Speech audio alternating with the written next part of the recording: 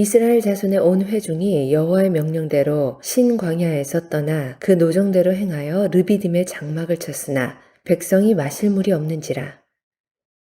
백성이 모세와 다투어 이르되 우리에게 물을 주어 마시게 하라. 모세가 그들에게 이르되 너희가 어찌하여 나와 다투느냐? 너희가 어찌하여 여호와를 시험하느냐? 거기서 백성이 목이 말라 물을 찾으매 그들이 모세에게 대하여 원망하여 이르되 당신이 어찌하여 우리를 애굽에서 인도해 내어서 우리와 우리 자녀와 우리 가축이 목말라 죽게 하느냐? 모세가 여호와께 부르짖어 이르되 내가 이 백성에게 어떻게 하리이까? 그들이 조금 있으면 내게 돌을 던지겠나이다. 여호와께서 모세에게 이르시되 백성 앞을 지나서 이스라엘 장로들을 데리고 나일강을 치던 네 지팡이를 손에 잡고 가라. 내가 호렙산에 있는 그 반석 위 거기서 네 앞에 서리니 너는 그 반석을 치라. 그것에서 물이 나오리니 백성이 마시리라. 모세가 이스라엘 장로들의 목전에서 그대로 행하니라. 그가 그곳 이름을 마사 또는 무리바라 불렀으니 이는 이스라엘 자손이 다투었으며 또는 그들이 여호와를 시험하여 이르기를 여호와께서 우리 중에 계신가 안 계신가 하였음이더라. 오늘 본문을 보면 모세가 여호와의 하나님의 명령대로 백성을 인도하여서 신광야를 떠나서 느기딤에 도착하는 내용을 담고 있습니다. 이제 그곳에서 그들이 장막을 쳤습니다. 근데 이때 이 르비딤이라는 곳에 물이 없었습니다.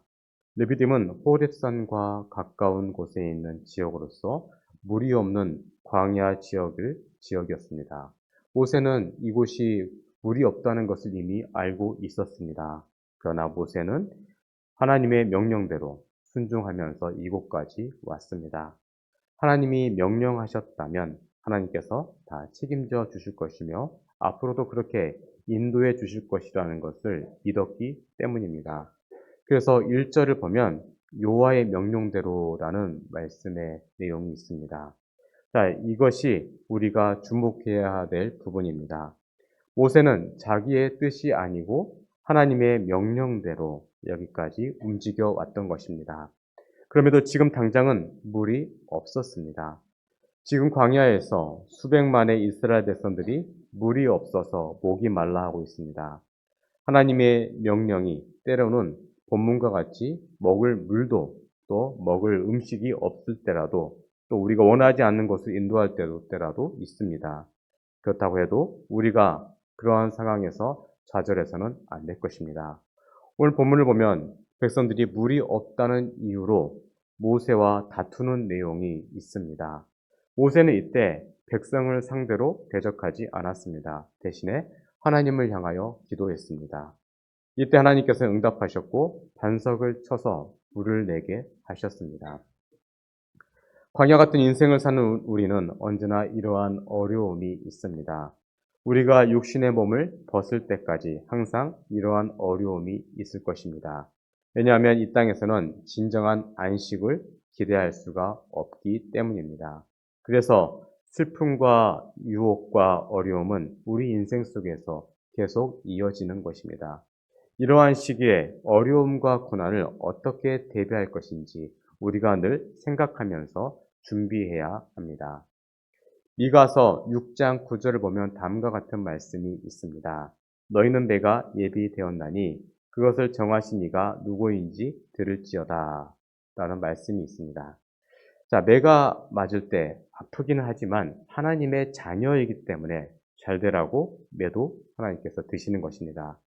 매를 맞기 전에 회개하고 깨달으면 좋겠지만 하나님의 그 은혜를 알지 못하여서 매를 맞는 경우도 있습니다. 그렇다면 우리가 철저하게 그 매를 맞으면서 순종하는 것은 중요한 것입니다. 성도의 고난에는 하나님이 주시는 의미와 교훈이 담겨져 있습니다. 그렇기 때문에 우리는 절대로 원망해서는 안 되는 것입니다.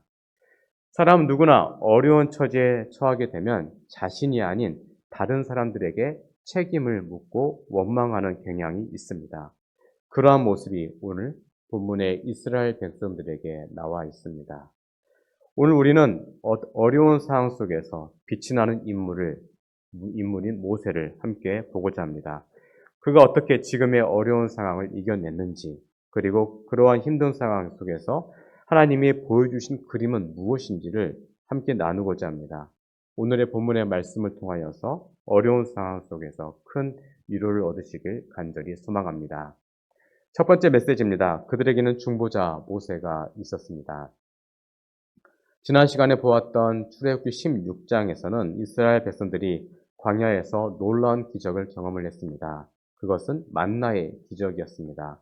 배고픈 이스라엘 백성들에게 하늘에서 비와 같이 내리는 양식의 은혜를 경험을 했습니다. 오늘은 만나에 이어서 반석에서 생수를 주시는 그러한 내용을 함께 나누고자 합니다. 만나를 경험한 이스라엘 백성들이 다음으로 이동했던 곳은 리비딤이라는 곳입니다.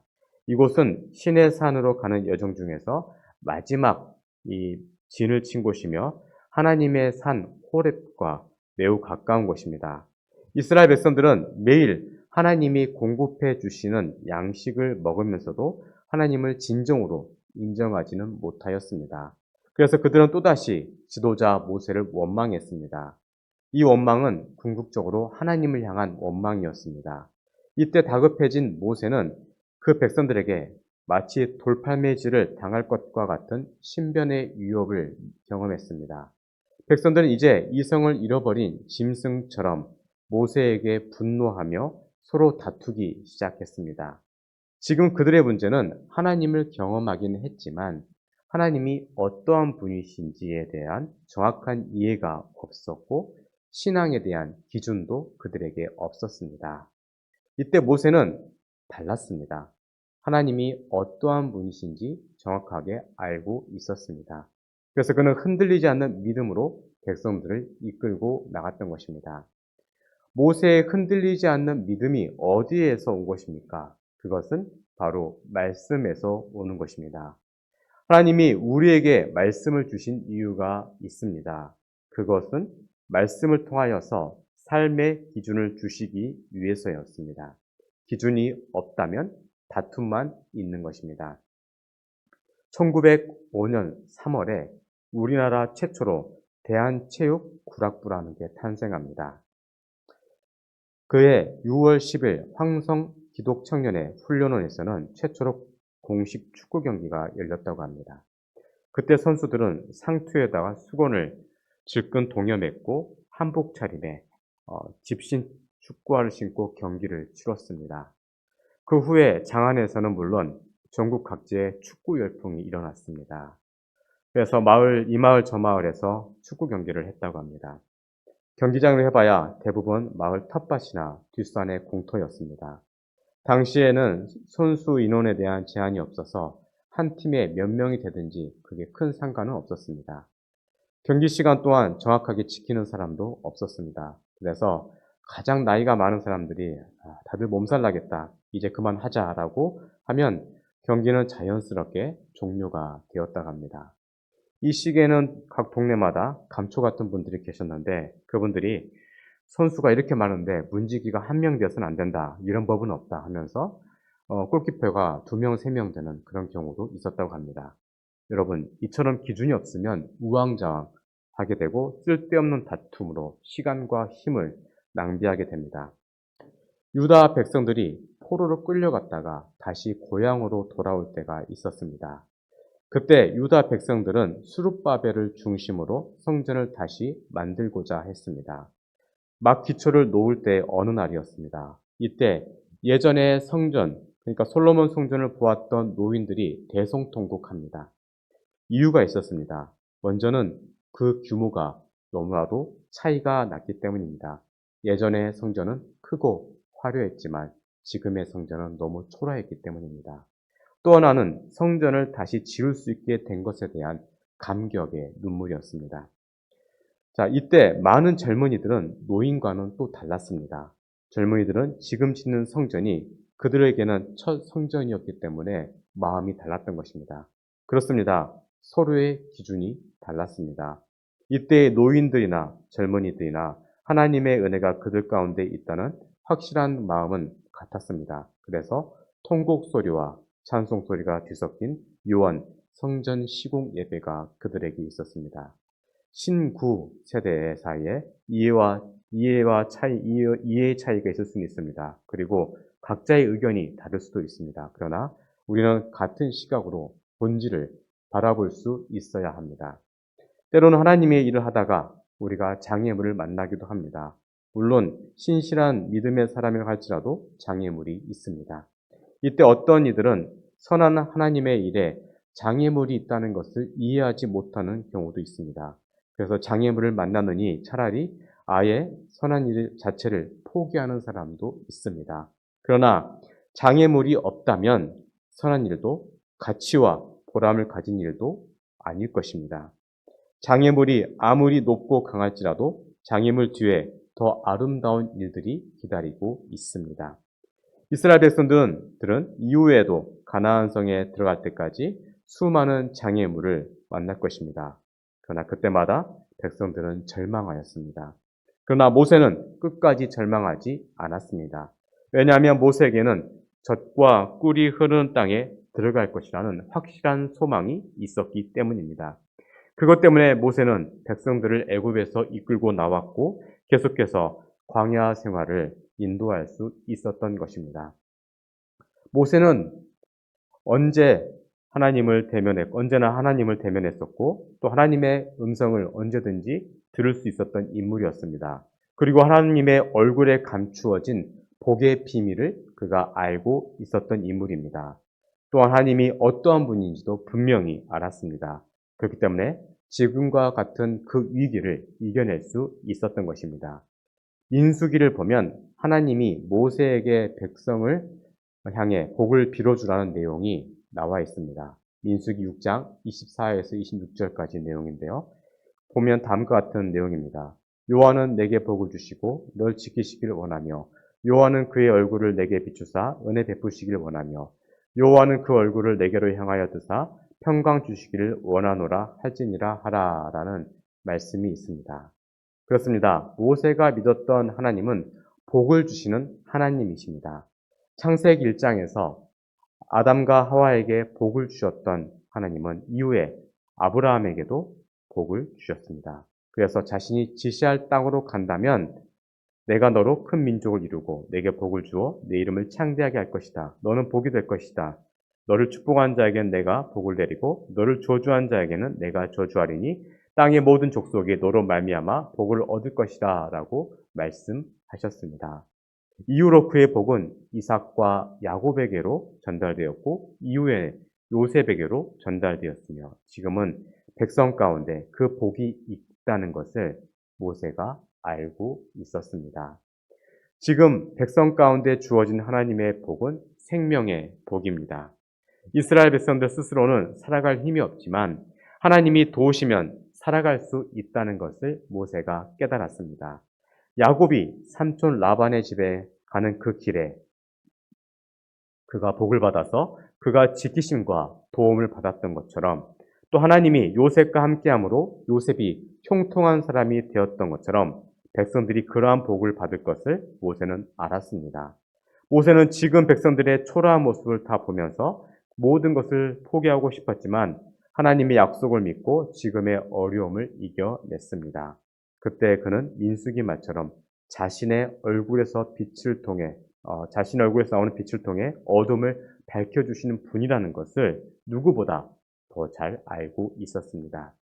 그 빛이 있다면 인생 속에는 반드시 빛이 날게 될 것이고 어두움은 곧 물러가게 될 것이라는 것을 믿었기에 어려움을 이겨낼 수 있었습니다.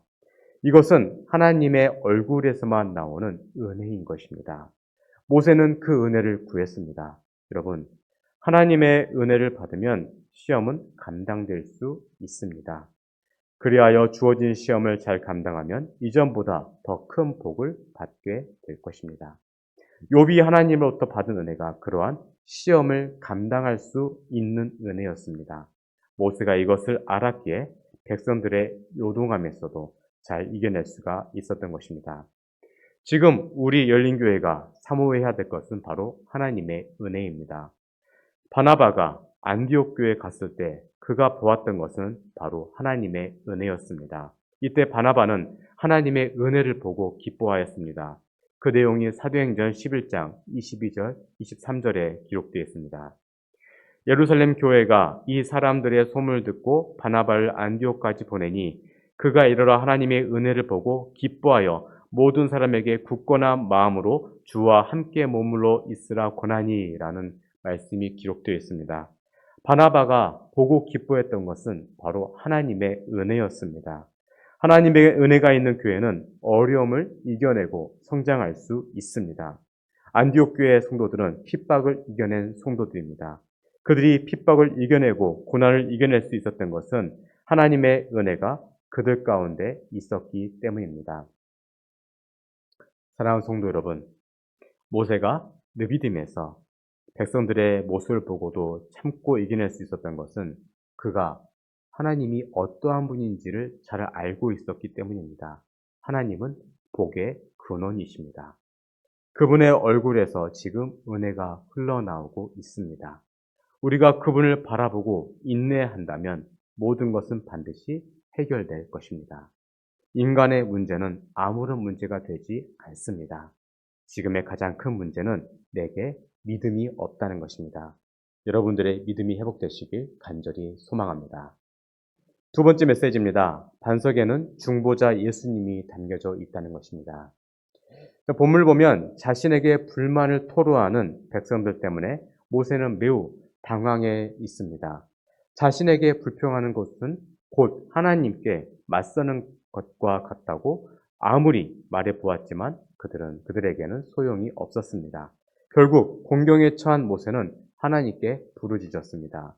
이처럼 배은망덕한 사람들을 어떻게 감당해야 할지 몰라 답답한 마음으로 모세가 하나님께 나아갔습니다. 이때 하나님은 모세가 나일강을 칠 때 사용했던 그 지팡이를 바위를 치게 함으로써 반석에서 물이 나오게 하셨습니다. 이것에 대해서 고린도전서 10장 4절에서는 다음과 같이 말씀합니다. 다 같은 신령한 음료를 마셨으니 이는 그들을 따르는 신령한 반석으로부터 마셨음에 그 반석은 곧 그리스도시니라 라고 말씀하고 있습니다. 반석 대신 주님이 백성들을 대신해서 맞으신 것입니다. 지팡이를 통해서 반석이 깨졌고 거기에서 생수가 쏟아져 나왔습니다. 여러분, 하나님의 지팡이로 죄인들을 때려야 마땅한 것입니다. 그러나 반석 되시는 예수님이 우리를 위해 대신해서 맞으셨습니다. 예수 그리스도의 죽으심을 통하여서 구원이 우리에게 주어진 것입니다. 지금 우리가 살아가는 이 시대는 노아의 시대에 못지않고 소돔과 고모라 시대에 못지 않을 만큼 어두운 세상을 우리가 살아가고 있습니다. 그러므로 하나님의 심판을 피할 수가 없습니다. 우리가 믿는 거룩한 하나님은 이러한 역사와 인생들을 그냥 놔두실 수가 없으셨습니다. 그래서 언젠가는 반드시 심판이 와야 하는 것입니다. 결국 하나님께서는 역사 속에서 공의의 지팡이, 정의의 지팡이를 높이 드셨습니다. 그리고 그 지팡이로 우리를 치신 것이 아니라 아들 하나님 예수 그리스도를 십자가에 매달아 치셨습니다. 한 이야기가 있습니다. 주님께서 두 제자를 데리고 어떤 길로 들어가셨다고 합니다. 거기서 주님은 각자에게 무게가 같은 십자가 하나씩을 건네주면서 본인은 이 길 끝에 있을 테니 그곳에 십자가를 지고 가라고 하고 그 자취를 감추셨습니다. 첫 번째 제자는 가볍게 십자가를 지고 왔는데 비해서 두 번째 제자는 너무 힘들어하면서 뒤처지기 시작합니다. 십자가를 걸머진 지 하루 만에 첫 번째 제자는 그 길 끝에 당도하여 십자가를 그 스승에게 넘겨드립니다. 주님은 첫 번째 제자의 등을 가볍게 두드리시면서 말씀합니다. 아들아, 참 잘했다 라고 하셨습니다. 두 번째 제자는 그 다음 날이 되어서야 길 끝에 도착합니다. 도착한 제자는 십자가를 주님 발 밑에 내동댕 치며 불만을 토로합니다. 이런 법이 어디 있습니까? 저한테는 다른 제자보다 훨씬 더 무거운 십자가를 내주시다니요. 제가 지금까지 온 것도 그 때문이라고요 하면서 불만을 말합니다. 주님은 마음이 상한 채 슬픈 얼굴로 제자를 바라보면서 이렇게 말씀합니다. 십자가는 둘 다 똑같은 무기였느니라. 그러자 두 번째 제자가 하는 말이 이런 말을 합니다. 그런데도 앞사람은 아주 쉽게 십자가를 옮겼는데 유독 왜 저만 십자가를 옮기느라 그렇게 쩔쩔맸다는 말입니까? 라고 따집니다. 그때 주님이 이렇게 타이르십니다. 십자가를 탓하지 말아라. 그 까닭은 십자가를 지고 오는 동안 줄곧 불평을 늘어놓은 너에게느니라. 네가 불평할 때마다 십자가의 무게는 늘어난 것이다. 앞에 온 제자는 십자가를 지고 있는 동안 불평 없이 순종했기 때문에 그 순종이 십자가의 무게를 덜어준 것이란다. 그래서 힘들지 않고 옮길 수가 있었던 거란다라고 말씀하셨다고 합니다. 오늘 우리는 감사하기보다는 원망하고 불평합니다. 만약 우리가 모든 것에 감사하고 맡겨진 십자가를 잘 지고 간다면 모든 일들은 다 더 쉽게 해결될 수 있을 것입니다. 오늘 본문을 보면 하나님이 모세에게 다른 바위도 아니고 호렙산 바위를 치라고 하셨습니다. 이것은 다음 목적지인 호렙산이 이제 멀지 않았다는 것입니다. 그리고 지팡이를 통하여서 물이 나오게 하신 것은 하나님이 지금 이 순간에도 함께 하시기 때문에 염려하지 말라는 그러한 의도에서 이렇게 하신 것입니다. 먹고 마시는 것 모두 걱정하지 말라는 메시지입니다. 이러한 하나님의 배려에도 백성들은 계속 하나님을 원망하고 불평했습니다. 더 이상 어찌할 수 없는 상태였습니다. 그렇게 하나님이 그들을 대신해서 매를 맞을 수밖에 없었던 것입니다. 그들을 구원하기 위해서, 그들에게 살 길을 내주기 위해서 자신이 직접 매를 맞으실 것입니다. 그러나 백성들은 그것을 다 이해하지 못하였습니다. 고린도전서 10장 5절에는 다음과 같은 말씀이 있습니다. 그러나 그들의 다수를 하나님이 기뻐하지 아니하셨으므로 그들이 광야에서 멸망을 받았느니라 라는 말씀이 있습니다. 백성들은 하나님 주시는 특권을 누리지 못한 것입니다. 결국 말씀대로 광야에서 대다수의 사람들이 멸망함으로 가나안 땅에 들어가지 못하였습니다. 여러분, 하나님 앞에 감히 나설 수가 없었던 우리가 하나님께 연결되었고 이제는 예수 그리스도를 통하여서 하나님 앞에 나아갈 수 있게 되었다는 사실을 믿으십니까? 우리는 오직 예수님을 의지해야 하나님이 우리를 받아주신다는 사실을 믿어야 합니다. 하나님 앞에 우리가 나아갈 수 있다는 사실이 얼마나 큰 특권인지 모릅니다. 그래서 히브리서는 예수의 피를 힘입어 성소에 들어갈 담력을 얻었나니 라고 말씀합니다. 그냥 나아가는 것이 아니라 담대히 나아가라고 말씀합니다. 우리에게 하나님 앞에 나갈 수 있는 특권만 주어진 것은 아닙니다. 하나님 앞에 감히 설 수도 있게 하셨습니다. 여기에서 서 있다라는 말은 그냥 하나님 앞에 서 있는 것이 아니라 그분의 얼굴을 배웠고 그분과 교제하고 대화하며 그분의 사랑을 입을 수 있다는 말입니다. 여러분, 이 사실을 믿으시길 바랍니다. 이제 우리는 믿음으로 하나님 앞에 서서 그분과 교제할 수도 또 대화할 수도 있는 특권을 얻었습니다. 저주의 대상이었던 우리가 감히 온 세상을 창조하시고 온 세상을 지배하시는 하나님과 함께 교제할 수 있는 특권을 얻게 된 것입니다. 벨기에 출신의 데미안이라는 신부님이 계셨습니다. 이분은 19살에 예수를 영접하고 20대에 하와이로 선교를 떠났습니다. 그가 33살이 되었을 때 하와이 전국에 나병이 창궐했다고 합니다. 그래서 하와이 정부에서는 나병 환자들을 몰로카이 섬으로 격리시켰는데 신부님도 그 대열 가운데 있었다고 합니다. 그 당시에 환자들에게는 냄새가 많이 났고 얼굴과 손이 썩어 들어갔다고 합니다. 신부님은 그들에게 도움을 주고자 했으나 정작 환자들은 아무도 그에게 다가오지 않았습니다. 그래서 하나님께 그가 기도했다고 합니다. 하나님, 제가 어떻게 하면 저들에게 말씀을 증거하고 도와줄 수 있겠습니까? 라고 기도합니다. 그때 성령님의 음성이 들렸다고 합니다. 너도 나병 환자가 되면 어떻겠느냐? 신분이 같아야 너의 말 듣는다. 네가 정말 저들을 사랑한다면 너도 나병 환자가 되어라 라는 그런 음성을 주셨다고 합니다. 그 이후에 얼마 되지 않아서 데미안 신부님도 결국 나병 환자가 되었습니다. 이때부터 사람들이 신부의 말을 듣더랍니다. 그리고 예수를 믿게 되었다고 합니다. 여러분, 진정한 교제는 서로의 처지나 신분이 같아야 가능한 것입니다. 우리 주님은 본래 하나님이십니다. 그러나 그분은 우리를 위하여 낮은 모습으로 우리에게 오셨습니다. 그리고 십자가를 참으셨고 부끄러움을 전혀 개의치 아니하셨습니다. 그리하여 우리를 구원하셨고 나중에 그분은 보좌 우편에 앉으셨습니다. 이러한 예수님의 모습이 느비딤 반석 가운데 그려져 있습니다. 반석이 깨어짐으로 흘러나온 샘물은 백성들을 살렸고 또 지금 우리를 살리고 있습니다. 목마른 광야에서 흘러나온 샘물을 위해 백성들이 할 일은 아무것도 없었습니다. 그저 그 샘물을 마시기만 하면 되는 것입니다. 주님은 그 귀한 샘물을 백성들에게 값없이 나누어 주셨습니다. 사랑하는 성도 여러분, 사랑은 값없이 주어집니다. 죄사함도 그렇습니다. 의로움도 그렇습니다.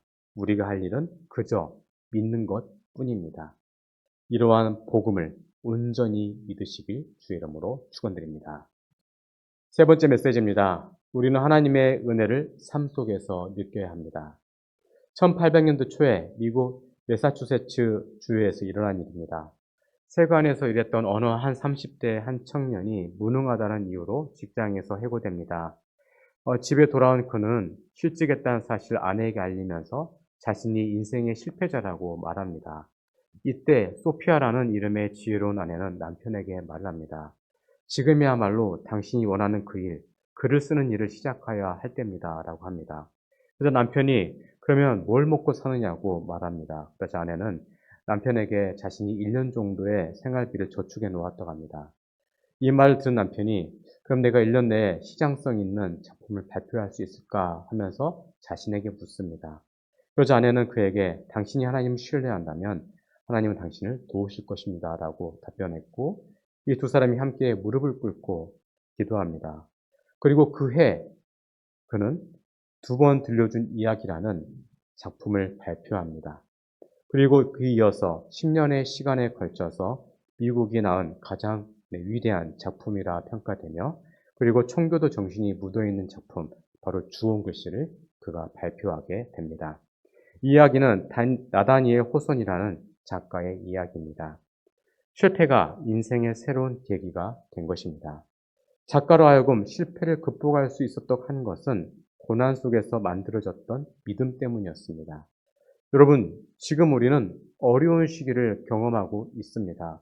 그러나 이런 어려움 못지않게 우리가 살아가는 이 시대는 믿음의 위기도 또한 경험하고 있습니다. 이것이 사실은 가장 큰 문제입니다. 우리는 이러한 위기 시대 속에서 하나님이 우리에게 하시고자 하는 일들을 바라봐야 할 것입니다. 성경에서는 본문의 사건을 모세가 아닌 하나님이 하신 일이다라고 강조하고 있습니다. 하나님이 백성들을 위해 베푸신 특별한 기적이라는 것입니다. 오늘 본문은 이스라엘의 하나님 여호와는 쓴물을 단물로 바꾸실 수 있을 뿐만 아니라 필요에 의해서 반석에서 물을 내실 수도 있는 능력의 하나님이라는 것을 우리에게 보여주고 있습니다. 이 사건을 통해 이스라엘이 가나안 땅에 들어가서 누구를 의지하며 살아갈지를 그들이 확실히 깨닫게 됩니다. 오늘 반석에서 솟았던 샘물은 하나님의 은혜이며 하나님의 사랑입니다. 은혜는 받을 자격이 없는 사람에게 베풀어지는 사랑입니다. 이러한 은혜를 모르고 원망만 일삼는 이스라엘 백성들에게 마땅한 대접은 사실은 채찍이고 심판이었습니다. 그러나 하나님은 그러한 백성들을 치시는 대신에 반석을 치게 하시고 반석이 쏟아놓은 샘물을 값없이 마시게 하셨습니다. 이것이 바로 구원인 것입니다. 에베소서 2장 8절 9절에는 다음과 같은 말씀이 있습니다. 너희는 그 은혜에 의하여 믿음으로 말미암아 구원을 받았으니 이것은 너희에게서 난 것이 아니요 하나님의 선물이라. 행위에서 난 것이 아니니 이는 누구든지 자랑하지 못하게 함이라라고 말씀하고 있습니다. 여러분, 은혜를 경험한 사람들이 할 일이 무엇이겠습니까? 감사하는 것밖에는 없습니다. 그러나 우리는 그렇게 살고 있지 못합니다. 오늘 우리가 마시는 은혜의 샘물은 우리에게 마실 만한 자격이 있어서 주어진 것이 아닙니다. 그저 전적인 하나님의 은혜입니다. 오늘 우리는 하나님의 은혜로 그리스도 안에서 새로운 피조물이 되었고 그리고 새로운 존재가 된 것입니다. 하나님이 주시는 놀라운 선물입니다. 그래서 에베소서 1장 7절에서는 다음과 같이 말씀합니다. 우리는 그리스도 안에서 그의 은혜의 풍성함을 따라 그의 피로 말미암아 속량 곧 죄사함을 받았느니라 라고 말씀합니다. 우리에게 주신 은혜의 선물이 바로 속량입니다. 속량은 값을 치르고 다시 산다는 것과 다시 사서 자유를 준다는 의미가 있습니다. 예전에 노예가 거래되던 시절에 어떠한 폭력적인 주인에게서 또 다른 사람이 친절하고 사랑 많았던 다른 주인이 나를 사준다면 얼마나 감사하겠습니까? 어제까지 늘 매맞고 살았는데 다른 사람이 그 선한 사람이 나를 사준다면 감사한 일이죠. 그런데 그 사람이 내게 자유를 또한 주었다면 사준 것도 감사한데 나를 자유하겠다면 얼마나 극적이고 놀라운 일이겠습니까? 이것이 바로 복음입니다. 놀랍게도 그러한 일이 예수 그리스도 안에서 우리에게 나타났습니다. 예수님께서 십자가에서 우리의 죄를 대신 담당하시고 또 피 흘려 주신 것으로서 죄값을 지불하셨습니다. 이것을 통하여 우리는 용서받은 것도 감사한데 우리를 당당한 그분의 자녀로 만들어 주셨습니다. 여러분 예전에 명화 배너를 기억하십니까? 전쟁하는 배에서 쇠사슬에 매여 노를 젓던 주인공 배너가 사령관을 구출합니다. 그 사령관은 주인공 배너에게 자유를 주었을 뿐만 아니라 양자로 삼았습니다. 그 이후로 사령관은 배너를 양자로 삼고 이제 아들처럼 친구처럼 대동하면서 다니고 그를 우정으로 대하면서 배너의 꿈을 이루게 해 주었습니다. 동일한 일이 우리에게 일어났습니다. 이것이 얼마나 놀라운 특권이며 은혜입니까? 그래서 하나님의 백성들은 열심히 이러한 복음을 전해야 할 것입니다. 이 복음은 다른 곳에서 나오는 것이 아니라 오직 반석이신 그리스도에게서 나오는 것입니다. 이 사실을 알려주기 위해 하나님은 모세에게 지팡이를 잡아라 그리고 호렙산으로 가라라고 말씀하셨습니다. 이때 하나님은 그냥 치라고 말씀하신 게 아닙니다. 5절, 6절을 보면 나일강을 치던 너의 지팡이를 손에 잡고 가라. 내가 호렙산에 있는 그 반석 위 거기서 너 앞에서 서리니 라고 말씀하고 있습니다. 반석 위에 누가 서겠다는 것입니까? 하나님이 직접 서겠다는 것입니다. 그래서 네가 치라라고 하십니다. 여러분 모세가 들었던 그 지팡이는 반석만을 친 것이 아닙니다. 하나님을 친 것입니다. 사실 하나님의 공의로운 지팡이는 죄를 범한 인류를 향해 하나님의 진노를 쏟아 부으시는 것이 합당합니다. 그러나 그렇게 하면 하나님께서 지금까지 약속하셨던 모든 언약, 모든 약속은 끝나게 되는 것입니다. 그래서 하나님은 나를 치라라고 하시는 것입니다. 자신의 백성들에게 심판과 진노를 쏟아붓는 대신에 자기 아들 예수 그리스도를 이 땅에 보내주셔서 우리가 서야 할 그 심판과 진노의 자리에 아들을 대신 세우신 것입니다. 사랑하는 성도 여러분, 하나님은 지금도 우리를 빚어가고 계십니다. 그런데 그 하나님이 빚어가시는 손길이 우리에게 닿을 때 우리는 고통스럽게 느껴질 때가 있습니다. 그러나 나중에 우리는 그 고통을 통하여 우리 자신을 의지하지 말고 하나님만 의지하게 하며 영적으로 성숙하게 만드신다는 것을 언젠가는 깨닫게 될 것입니다. 때로는 우리가 원하지 않는 목마름의 장소로 인도되기도 합니다.